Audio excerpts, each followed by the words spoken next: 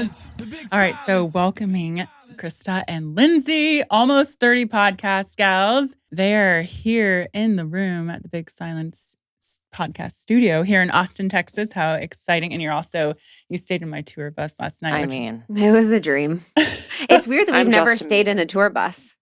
Is it? I don't know. We were on tour. We were girls on tour. Definitely didn't have a tour bus. Yeah, didn't have a tour bus. No, it was so cool. I was like, and it just was like we have these moments often because we have incredible friends like you where we're like, wow, showing us just like what's possible. Yeah.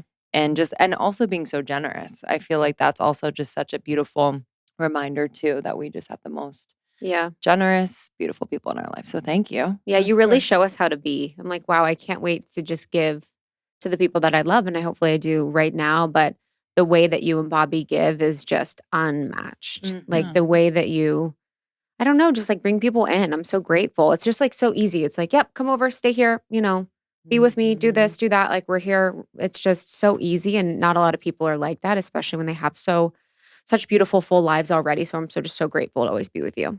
Thank you. We love you.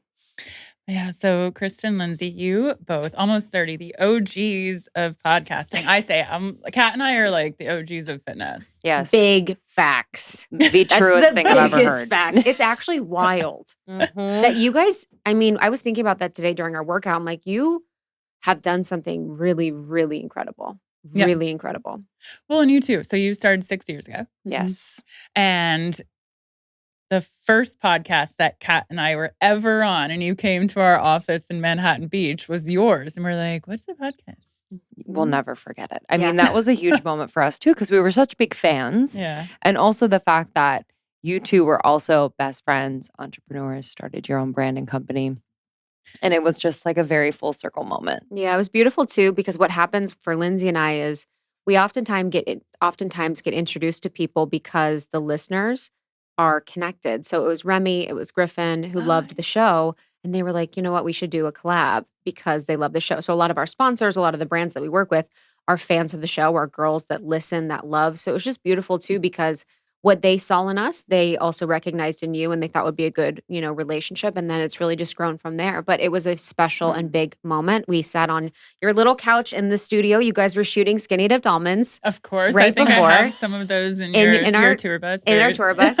And I remember you guys were shooting. The photographer was in there. You guys had your shots. And then you came in and you sat down for the moment. Kat was pregnant as ever. She was so pregnant. Was she? So pregnant. No, not in 20. You guys. No. 2018.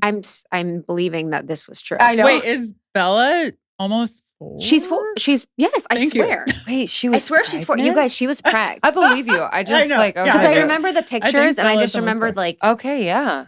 I remember talking about it, but yeah, it was in the studio. We talked a lot about your journey of being best friends and, business partners, because it's such a unique experience, especially to do it for so long. Lindsay and I have been working together for 7 years now, pretty much. And it's just something that is, it's such a unique and beautiful, powerful experience. And not a lot of women are able to do it successfully, building a business with your best friend. It's like not super easy. It's the most magical thing, but it really can pose its challenges. So to know people like you that have done it very successfully and build a woman-forward team is just, it was magical. Yeah, that's interesting. So I know I have a lot of questions on the mental health side, but also building a business has to do with your mental health and relationships with your best friend and working together too. And so how did you both meet? So we met, okay, let's go back. So I was living in New York for about 3 years, really just trying to make it, trying to survive when it came down to it. I was working a million jobs and auditioning during the day. And through my many odd jobs, I landed at SoulCycle eventually. Right. And so I started teaching for them.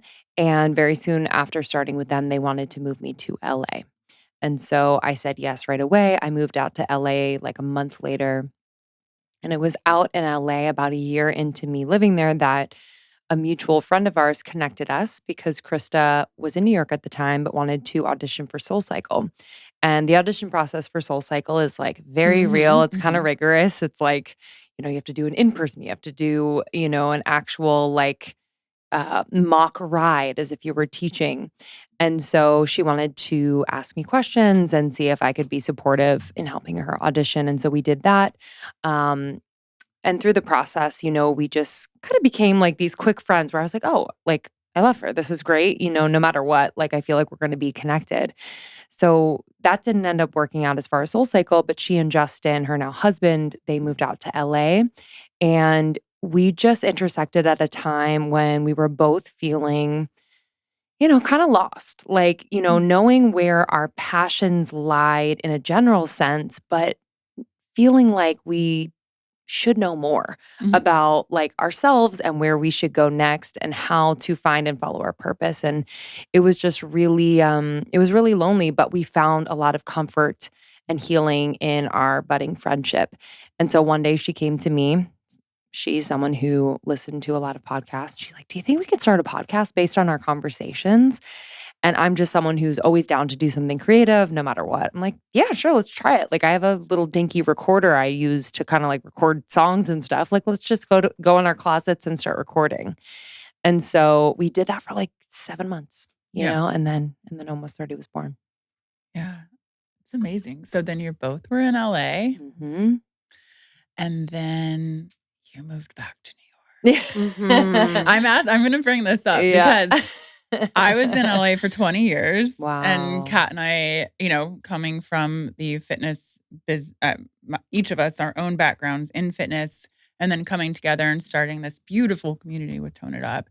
And now I live in Austin, obviously, since 2019. But I'm asking this for myself. How do your fans handle that? I want to say just before you, I think you guys said a perfect, watching you and your growth was actually really helpful for us, you and Kat. Yeah. Because it taught us how we want to be with our community, the way in which you serve. And then it also just provided us a little glimpse into us further down the road.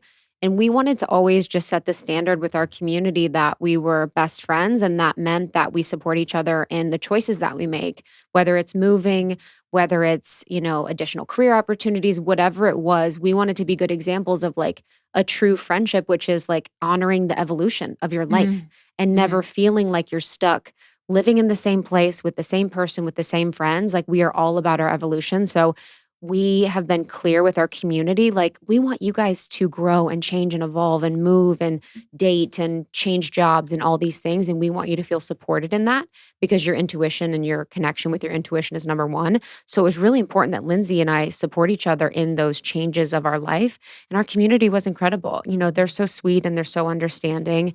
And they really got to see a real-time example of like what it is like to really support someone through a huge life transition for both Lindsay and for myself. Yeah, I know.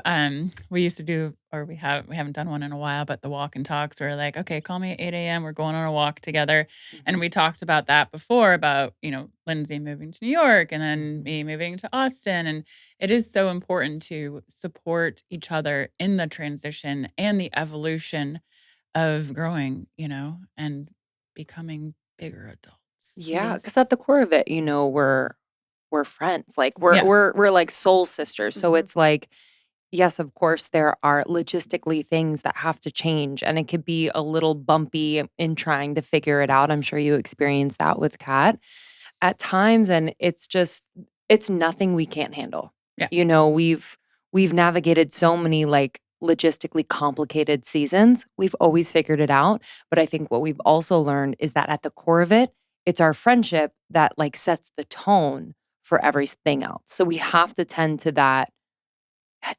relationship, and whatever that means and whatever that needs at the time it's just really important. And we learned that the hard way. I think the first few years we focused on the business solely and then got to a point where we're like, oh wait, we kind of have to nurture like our relationship on a regular basis. Yeah. And that goes into the mental health. Also, there was quite a bit of time where I feel not that you're interviewing me. No, but it's very relevant. Talking. Yeah, it's very relevant. I felt like I didn't do things because I felt like I had to be a certain way for the community. Yeah, of course. And then breaking that standard and living in your best truth and what you want to be happy is so important. As long as you're a good fucking person and you're not screwing anyone over. Yes. Like, be a good person and do what you are called to in this lifetime. Yep. Yeah, I think that's, and again, like a standard that Lindsay and I wanted to set was like, the most important thing for us is for our community to do what intuitively feels right for them. Yeah. And if that means a move, if that means whatever, then that's the most important thing. It shouldn't be like a codependent relationship with your community, with your friends, with your family, with, your social media presence, where you're just living your life for other people. And I never wanted to do that. We always wanted to be people that evolved and grew and allowed ourselves to really become whatever version of ourselves that we were meant to become in this lifetime. You said codependent, and Terri Cole, Love her. psychotherapist. Love. Right? Icon. Love. She's honestly like, I would pay money to hang out with her. I love her. Yeah. I've gotten it. She was in New York. I'm You were going out to. of town. I know. I was so Oh my God, you missed like upset. Big Ballers I dinner was so with Terri Cole and upset. Karena. What the heck? I know. I'm going to find her. I But- want her to be my mom.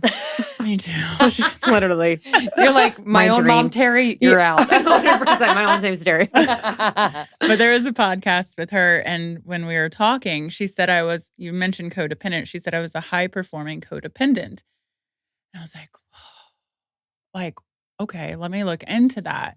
Like thinking about what other people think, or like I'm able to do a lot, but being Yes. too worried about I don't know. I need to call her. She's going to be my therapist next. Yeah.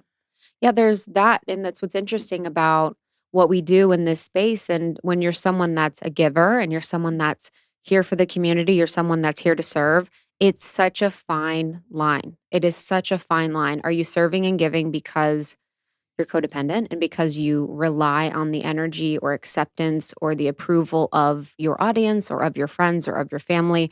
Or are you doing this from, an overflowing cup where you feel like you have more to give, you have more to share, you're really in right relation to yourself? And I actually never thought I was codependent until this year. Like I was always like, because I've got like a rebel side to me. I'm pretty good with boundaries. I'm pretty clear on things, but I really didn't see the nuanced ways that it impacted me in my life until I got older, until I was like, whoa, I haven't really understood the energetic dynamics of me being in situations where I always felt like I had to hold the container. In every relationship that I had, it was like, if I wasn't fully, asking someone to hang out, giving them, doing whatever, just over giving, overextending, over serving, then I wasn't worthy of being in the relationship. Or if I was, not completely making any situation about the other person so much I was so in service to them, I wasn't of any value. Or if I wasn't listening to someone, or all these things. And it's been really fascinating to sort of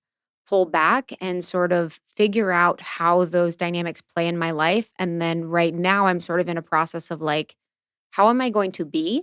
And then how am I going to reintroduce myself to the world and to my relationships as a person that's no longer codependent or no longer in the same codependent dynamics that I had before? So what's the answer?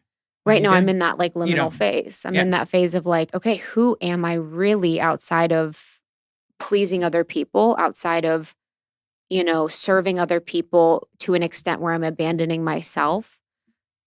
Who am I really when I'm out of these dynamics? And what do I want? How do I show up? Who am I? And so I'm in that phase right now where I'm sort of just like in liminal space. I'm not really fully baked yet. Are you working with a therapist, or are you doing this Yeah, on I'm your own? working with a therapist right now. My therapist in Los Angeles, she's amazing, Christina Weiss. She's been just so incredible. It was so funny. It was like 2 years then we've been working together, and I was like, it was at the end of our session. I was like, can you freaking believe that I'm codependent? And she was like laughing her ass off. She's like, yes, I can. Like, Well, because I'm the most independent same. woman. That's my Yes. thing. Well, people Mhm. think codependent is, Yes. being needy, or Yes. like overly relying on I mean, someone. I And do need it's- Bobby a lot. Sure, but there are many different ways in which someone can be codependent. And I think for you, for me, I'm sure for you as well, there are these sneaky ways in which the codependent tendencies can pop up, and they can be masked in, just I'm an independent person and I want to do it the way I want to Yeah. do it. But sometimes it's that need to control in order to control your environment so that, it's like this whole thing. And it can be a little like confronting because you're like, have I always been this way?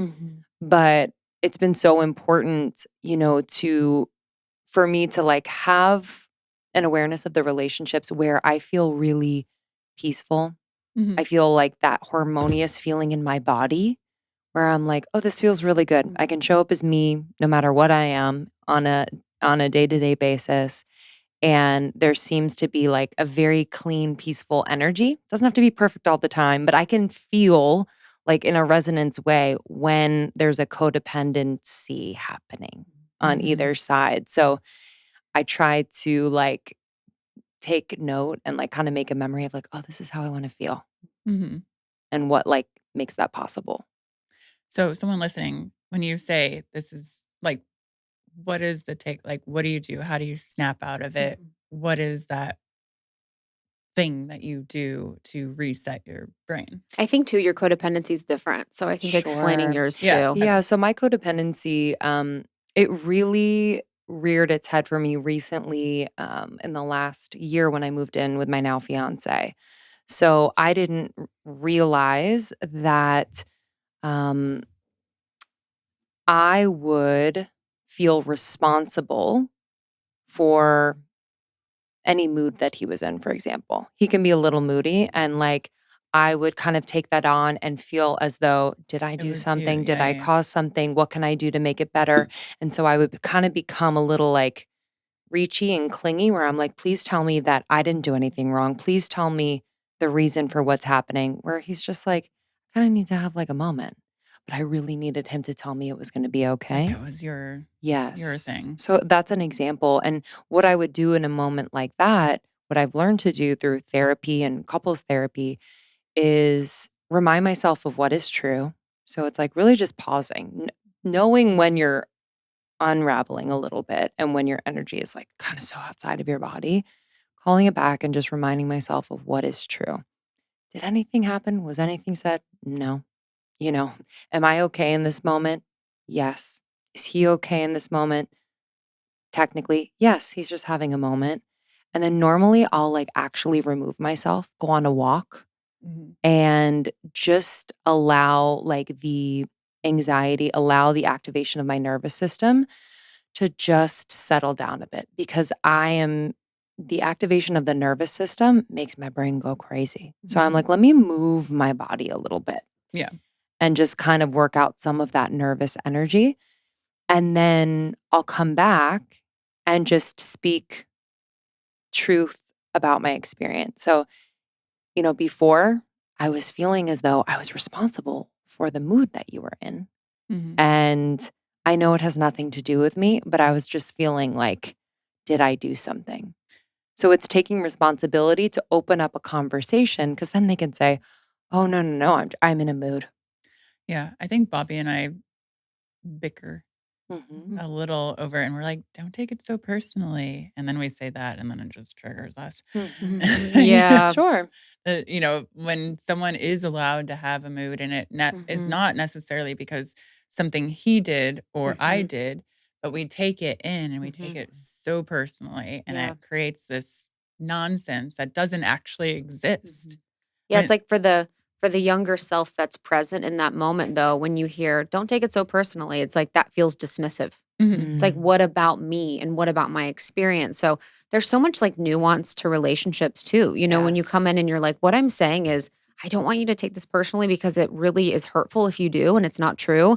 But sometimes it's so hard to like come through with that like fully processed, formed statement. So you're like, don't take it personally. Like, and then the person's like, what? This is just my feelings. It kind of like pushes it down. Yeah, like pushes it down. Yes, makes them feel dismissed. Yeah. You know, How long have you been with Justin? 10 years. Okay. Yeah. Same with my little Bobby. Babs. Babs. Dang. Thing with over there. Babs. 10 years, a decade. He's laying on the floor. He's tired. That's our king.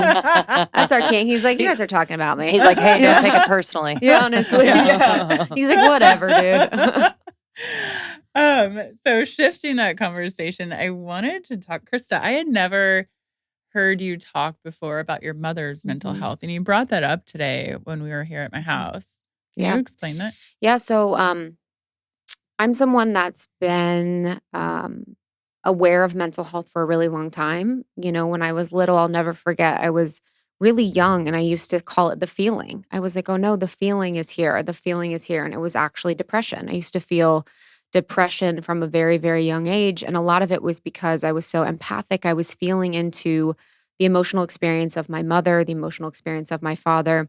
And I didn't really understand what was happening until I got a lot older. And I really was able to peel back some of what I thought was normal wasn't normal. And I would figure this out in conversations with people where I'd say things about my experience growing up and they would be horrified. And I was like, Mhm. oh, wow, that's not funny to people. Like I've done that in therapy where I've been like, da, da, da, da. And she's like, She's like, no, that's not funny. And I'm she's like, that's what? traumatic. Yeah, And you're like, honestly. oh, I thought that was Yeah, normal. I'm like, but this is not, I'm like, Mhm. that's kind of how I would deal with things. But my mom was someone that struggled with anxiety and depression and was very suicidal for most of my life. So there was a lot of conversation of that. There was a lot of suicidal ideation and um, there was a lot of, insecure attachment situation going on and just really felt like chaos. And it felt like the only way that I could be in my house was to completely abandon myself for her and for the situation. So that's how I really learned to be a really great listener. I learned to be like a channel for someone else. I learned how to keep people's attention by asking them questions all the time and by keeping the conversation solely about them. And I also learned that it wasn't safe to be attached to someone. It wasn't safe to trust someone. It wasn't safe to be intimate with someone because they were eventually going to either kill themselves or hurt you or, degrade you or abuse you. So it was just such an interesting dynamic and it shifted or it's shaped me in such a beautiful way where my gift of being a podcast host is fully because of that. I'm able to fully be present with people and listen and be there for them and ask them questions. And then it's also shaped me in ways that I'm really working on healing, which is my intimate relationships with women, my intimate relationships with my partner, being able to be seen in a way where I'm not scared, in a way Mhm. that my nervous system knows it's okay, and so many other ways. So yeah, it's been really challenging and yeah, it's just such a wild experience. I feel like there's a lot of similarities Mhm, because I mhm. have had tough relationships with women in the past. Most of my closest friends are men. Mhm. Um, Intimacy is difficult. So I think there's a lot Oh, of the yeah. same. Yeah. It's hard. I mean, it's it's heartbreaking. You have to really and I was like that too for most of my life where it was men relationships because my dad was like the best. Yeah. And so it was super easy for me. I've always been in really healthy, loving, intimate relationships. I've always had guy friends. I've always felt like I could be my best self around men. It's always been really easy. But my relationships with women, I didn't really notice the pattern until I got older, where I was like, huh, what's happening? Where I'm enmeshing with women, I'm becoming codependent with women. And I was also getting in these situations where I would fully abandon myself for the other woman. So I'd Mhm. almost be like a sidekick. I was like a Mhm. sidekick friend where it would always be about them. I'd always be talking about them. We'd always be doing whatever they wanted to do. And then I would be completely just like kicked to the side and I never really knew who I was. So I've been really grateful that I've been able to really heal a lot of that with Lindsay by just like tiptoeing closer and closer to like a deep level of intimacy with our conversations, with our time together, with our trust, with being really honest and vulnerable. And it's like been really beautiful to be met every single time and be healed in that way. But it's still a journey and it's not perfect. I have to catch myself being like, okay, you didn't do anything wrong. It's all good. You know what I mean? Mhm. Kind of like in the moment of like, ooh, someone said something or did something. I feel bad. I feel wrong. I feel abandoned. I feel neglected. Okay. What am I going to do? I'm going to like sit with it, have a conversation, be with myself, be with my younger self, and really work on it. Is your mom still around? Mhm. Yeah. How's your relationship now? So when I was in college, I created boundaries and I didn't know what I was doing, but I really, really set boundaries. I was like, oh, this is how it's going to be. This is how I'm going to be with you. This is how we're going to end up being in relationships, which saved a lot of my life. And we've had an interesting journey, and she's been my greatest teacher for sure. And it's been powerful because the conversations I've had on the podcast, she's listened to, and we've actually been able to speak about. We've actually been able to be in conversation. So I'm really grateful for her evolution and her journey and really being more open to hearing about the experiences that I've had and hearing about me. So yeah, it's way better than it ever has been. I think my work is really like, it's really hard to spend 30 years of your life completely abandoning yourself with someone and then all of a sudden be like, hey, this is who I am. Like it is Yeah. the ultimate test of like how I'm showing up in the world. Can I be myself? Am I going to say how I feel? Am I going to be shiny and bright? It's like, it's the ultimate teacher. Yeah. That we're like so in line. All that I know. same. And my mom passed last year, but I gave up a lot of myself for her. Yeah. Oh, yeah. Oh, yeah. Yeah. And with Kat, I'm sure Kat was really helpful Yeah. for you in healing that female relationship. Yeah. Having that. And I mean, Kat was there, till the last days. Are we gonna cry again? I know. I was stopping myself. I'm like, I don't. Yeah. Yeah. But yeah. So I think, I guess for listeners, just to say, like, on that, if you notice, and I think with anyone in life, just noticing patterns of your life. Yeah. Do you find yourself unable to be yourself with women, unable to be yourself with men, unable to be yourself with your community? Do you find yourself in these patterns where you're kind of confused? You're like, why am I not able to have really deep, intimate relationships with women? Like, what's happening? Kind of looking back at your childhood or your relationship with your parents is often very helpful because they really set the standard about how you could be with women or how you can be with men in the case of male relationships.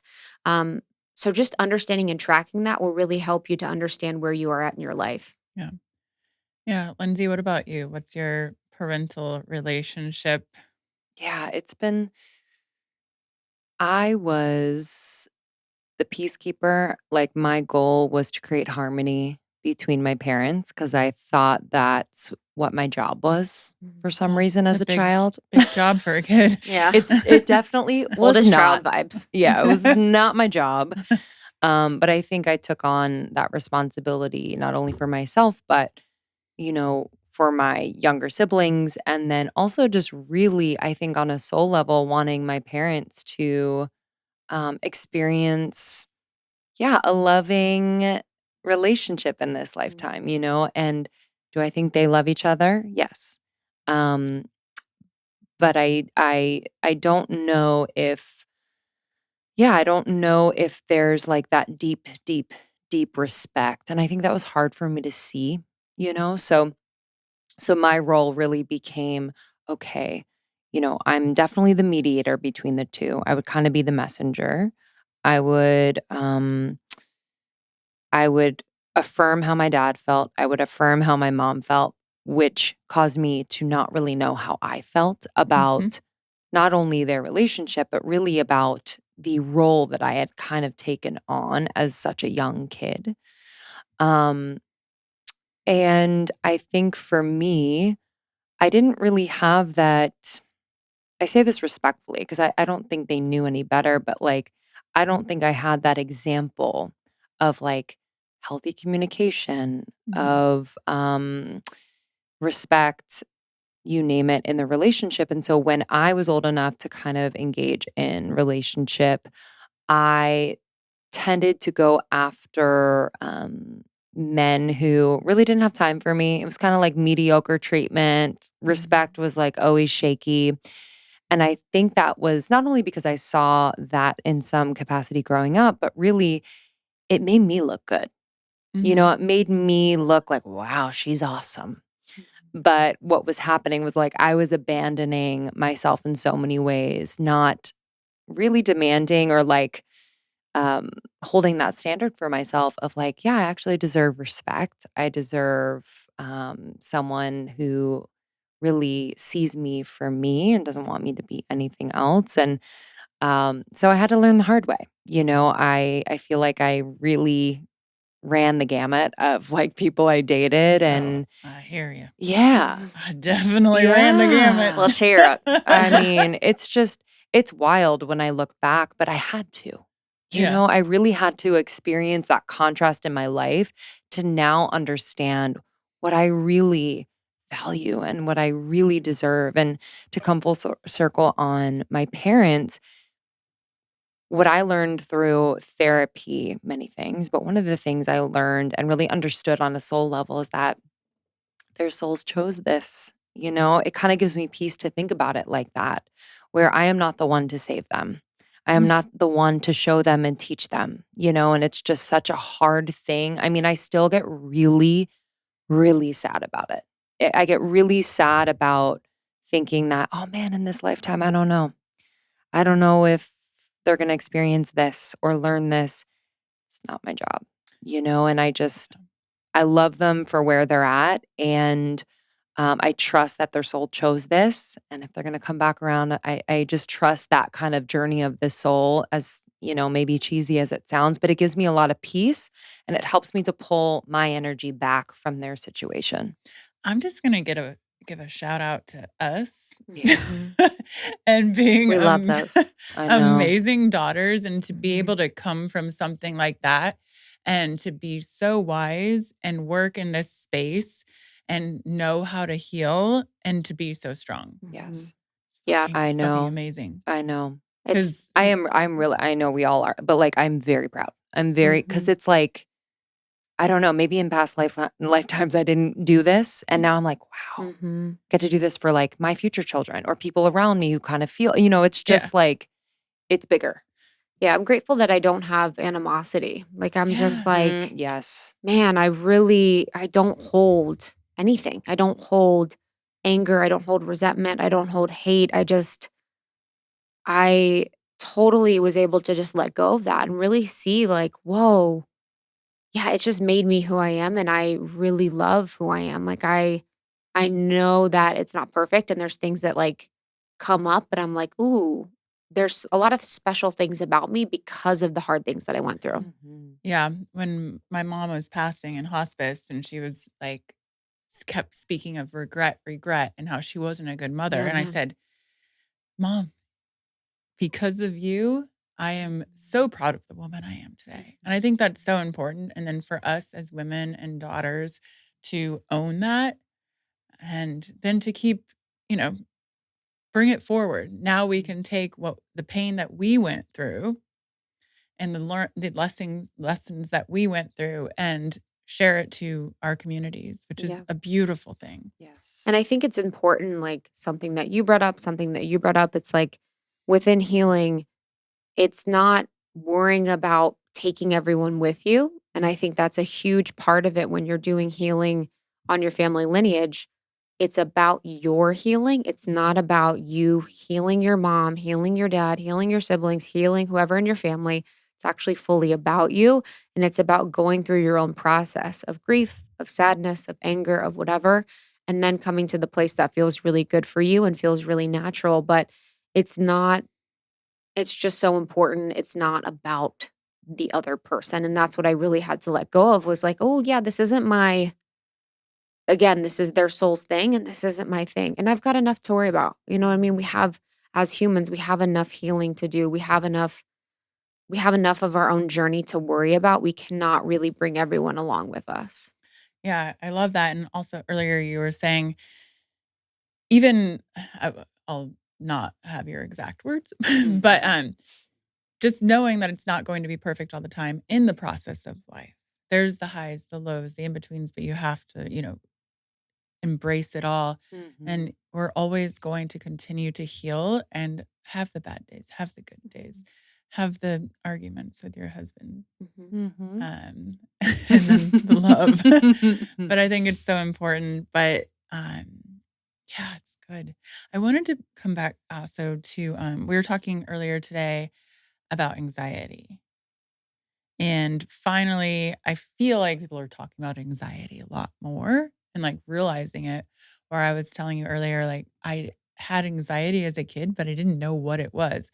Like in my classroom, heart racing, like what's going on. And I'm so happy that we can talk about it more, because once you can give it a name, then you're like, I'm having anxiety. So and you both have so many tools, and I want to hear all your tools to deal with life, anxiety, and everything. Yeah, it's been really kind of surprising to me, like as an adult, realizing how long I've had anxiety. And I kind of had to be a little sad for a moment, kind of realizing that, oh, wow, I've had this for quite some time. Because I think, little me and teen me did my very best to kind of just like keep it moving during times when I was like totally dysregulated or feeling out of my body or, any other symptom of anxiety. And I think what's been so empowering about giving it a name is also this like compassion I have for not only myself, but like other people around me who were also anxious and Mhm. also experiencing that anxiety. And it makes so much more sense why it kind of, uh, really created one another at times. I'm talking mainly in the family dynamic. But my anxiety really showed up again in like moving in with my fiance. I was like, oh, wow, there's a mirror. There's a mirror when you have a partner. And even Krista, like when we first started almost 30 in those first few years, I didn't realize how my anxiety around, stepping into a role or a purpose that I felt kind of like an imposter in brought Mhm. up so much anxiety. And what it would do would kind of, I wouldn't be able to show up as myself in relationship. I wouldn't be able to speak my truth. It like would really, really clog my throat chakra in so many Mhm. ways. I felt Yeah. like I couldn't say how I felt. I felt like anytime I would speak, it would just, yeah, it just wouldn't flow. It wouldn't come from here or here. It would just kind of be all stopped up. And so I've really, for me, the first step has always been to regulate my body, like my nervous system. So, it's been so important for me to use movement, ecstatic movement. Yes, working out's amazing, but I kind of like to take it to the next level of being able to use movement as like a cathartic release, kind of visualize all the anxious thoughts and feelings as like just these little like entities, in my body that Mhm. I can literally shake off, release through sound. And I think it's kind of giving that physicality to it that helped me to make it not so insurmountable. Mhm. It just really kind of broke it up. And then, bringing it then to therapy, just having a really honest conversation about what I'm feeling, what's beneath that feeling. Mhm. When was the first time I felt this? And just kind of peeling back the onion in that way. And so then in the moments of being anxious, I'm not so hard on myself. I'm thinking of 5-year-old Lindsay who felt like she had to be, the entertainment in a room that was full of conflict and what have you, and how that manifested in my body and how much pressure I felt. And so it's broken it down so that it's not as scary and not as like running things in the background like it had always been. So since you've been through therapy, does that, because I know that throat thing the first time I went to therapy, like I couldn't even speak. Yes. Wow. Yeah, Like, have I you had that, relate. Krista? Yeah, I Yeah. have, but yeah, not in therapy. I'm trying to think of when I have that in intimate conversations with people when they're like asking me about my life. Yeah. You're Mhm, like, mhm, mhm. no, Yes. it Or was, else it's like a flood. It's yeah. like it's weird. Once I started doing therapy, and I was actually, that was what helped me have a voice, was when you start going to therapy and you're like, I have to be open here. And like, I have to speak the truth. I have to have a voice. And now I have a voice and I Yes. don't have it stuck in my throat Mhm. chakra. Yeah. Yes. That Yeah. feeling of stuckness sucks. And Yeah. if to hear yourself say these things and recount these experiences or actually say how you feel, it's a wild Yeah. experience. But I think it's through that practice that then you're able to bring it to relationships where you feel safe, where you're like, okay, I'm Yeah. going to say how I feel. But yeah, I mean, I remember even, and you can track it on the podcast, I feel like there was a lot happening in my throat chakra early on. I lost my voice a lot. I was not Mhm. speaking my truth. I was like in relationships that really weren't serving me. And it was just all sorts of mess up. So your body will tell you. Oh, it does. It does. Yeah, I think with the Mhm. voice, it's you can hear all the time how much people are in their body, how calm they feel. Like the voice is such a good indicator of where someone's at. If they're high, if they're low, if they're saying something, like you can tell when people are kind of speaking something that's not really theirs by the tone of their voice, by how freely they speak. So I think the voice is such a good indicator of how people are doing from like an emotional perspective or mental perspective. And we can also apply that to our relationships. How can you tune into your partner's voice? How can you tune into your best friend's voice? How can you tune into what they're saying, but also the tone and cadence and, flow of it to really see where they're at or see like what's going on? Yeah. So, Krista, and I agree with that. Mhm. What are your tools though? Mhm. For anxiety, yeah. So I think my anxiety journey, I was someone that I had started to have panic attacks in high school, but I didn't really know what was going on. I went to the hospital a few times, but no one really told me like what was happening. It was like, this is who knows what's going like it was just such a shameful topic in my family. So I never really understood. And then I started to have really bad anxiety, I think mostly outside of college, where I was just working at an unaligned job in an unaligned relationship, wanting something different for my life, but not really knowing what was going on or why it was happening. But I think the most helpful thing for me that I've really been able to look at over the years is really my lifestyle choices. And I think this is what works for me specifically. It might work for you if you try it, it might not. But I was at a point where I was drinking on the weekends and then I would get anxious on Sundays. I would feel so stressed and overwhelmed because there was a lot of sugar and alcohol still being metabolized in my body. So I often felt anxious because my body was completely off. I was doing workouts that were also really, really stressful on my nervous system. I was doing HIIT, I was running, I was doing tons of different things. I was also taking stimulants and I was taking, recreational drugs at the time, which was also affecting my nervous system. I was also not sleeping a lot and I wasn't getting a really restful night's sleep. I was also not really doing much to take care of my mental health, like journaling, reading, walking, nature, all the things that I do now.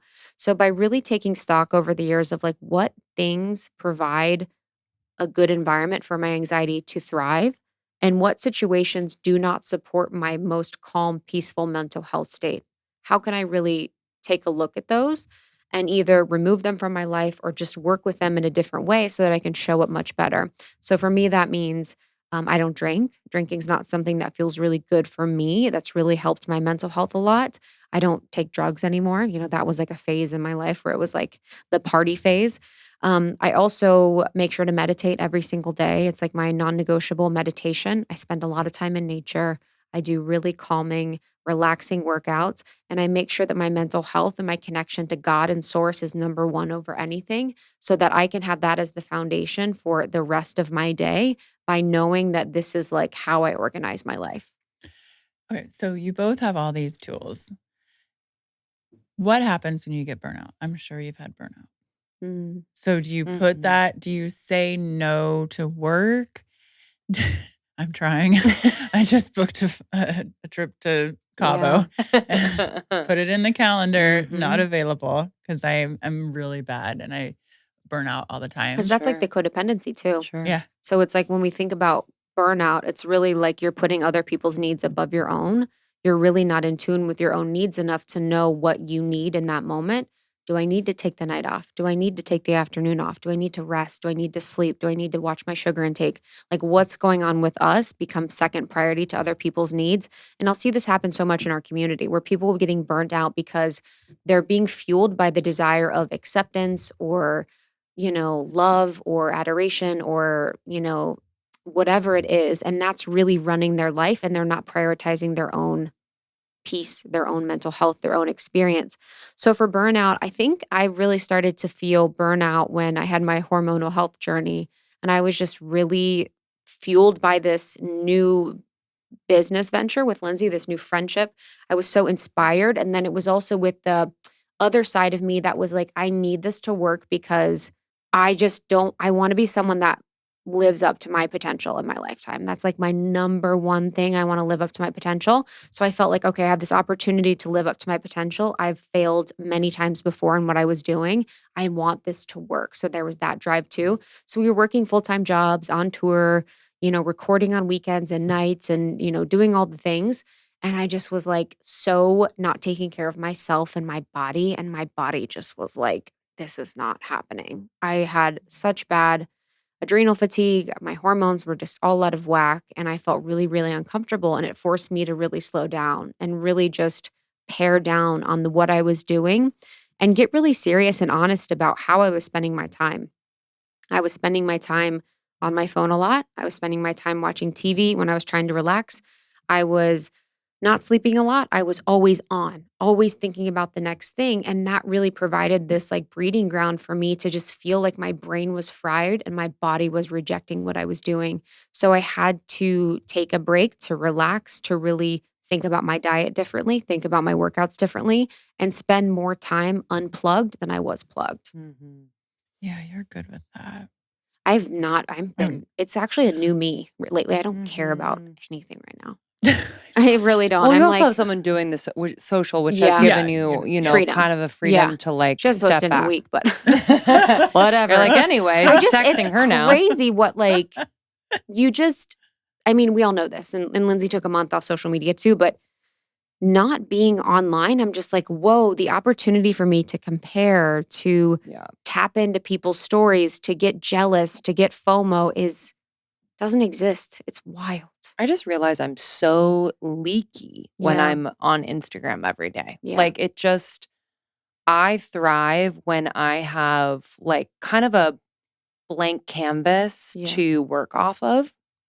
And Instagram is a constant, I'm seeing people's lives, I'm seeing their creations, and there's no room for my own to come through. Mm-hmm. And so like that social media hiatus just showed me like, wow, there are ideas and visions and things waiting to drop in. Yeah. And all of a sudden they just came pouring in. I was like, oh. Well, I remember pre-Instagram, and I love Instagram. Yes. Our careers and our businesses Exactly. are, it's a great tool.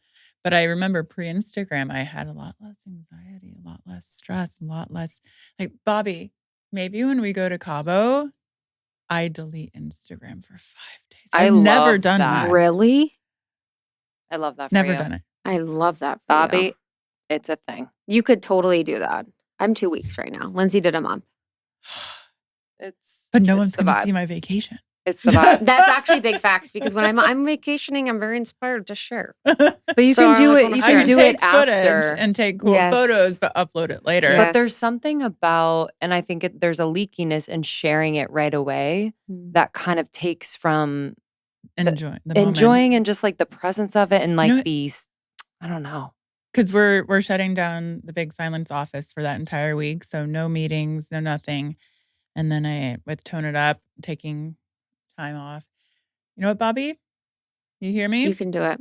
Bob's He's giving a gives thumbs thumbs up. I'll check in on you. Yeah, because that will be the first time in over a don't decade. answer her. And it's really don't answer. It's really resetting your dopamine. You have to really reorganize your brain to find dopamine in other places. And then once you do, it's actually really easy. Like right now, I don't want to because I don't want to be in that phase of being attached to it. And you'll be surprised. Like, I'm like, we have so much going on. You have so much going on. I'm like, how did I do this too? And I'll go back. I love Instagram. I love creating. It's a blast. I love every single person that I connect with online. It's so important to me. But right now, it's not feeling like the spot.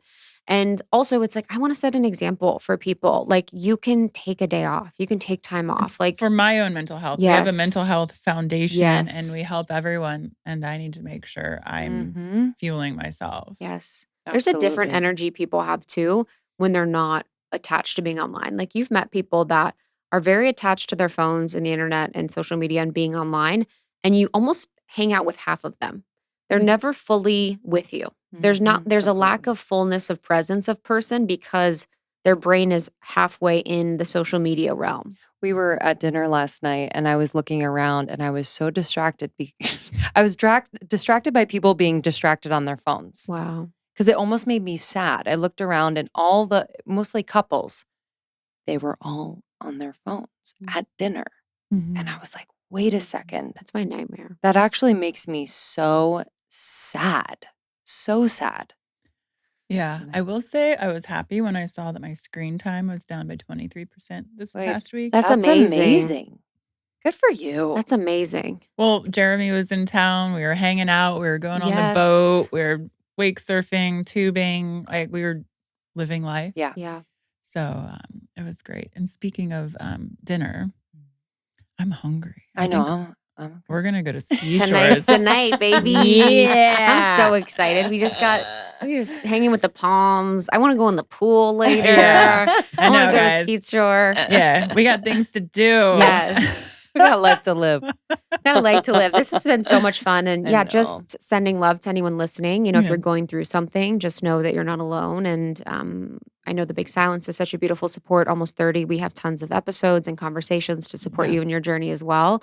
And I know the Tone It Up community, the TIU girls are just some of our favorite. Like whenever we've done stuff together, it's been just such a joy and a delight to connect with them because they're the most beautiful, heart-centered people. Yeah. And don't worry, I might be off social media for 5 days, if that, but I love your DMs. Yes, I of will get back to you. course. Yes. I know.